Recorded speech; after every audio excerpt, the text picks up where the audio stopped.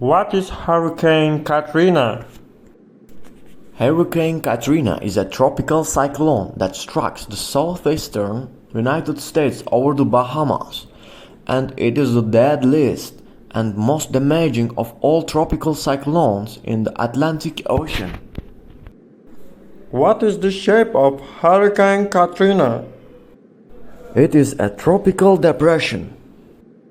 When did Hurricane Katrina happen?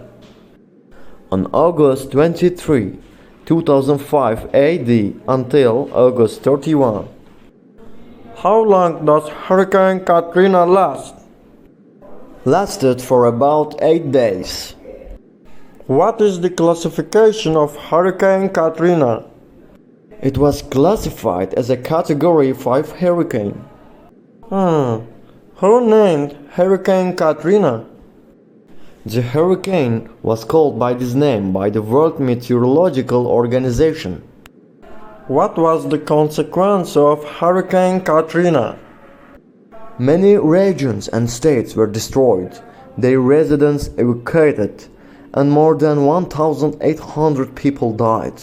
And the hurricane caused many public health problems, and it was classified as the costly natural disaster in US history. What areas were destroyed by Hurricane Katrina? Florida, Miami, Gulf of Mexico, Louisiana, Mississippi, Tennessee.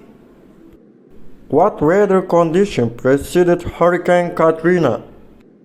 The weather conditions that preceded the hurricane are rainfall, wind, storms, tornadoes, floods. Is Hurricane Katrina considered the most violent hurricane? Yes, it's considered one of the 5 deadliest hurricanes in the history of the United States of America. How many financial losses were caused by Hurricane Katrina? Financial losses have been estimated at more than $108 billion.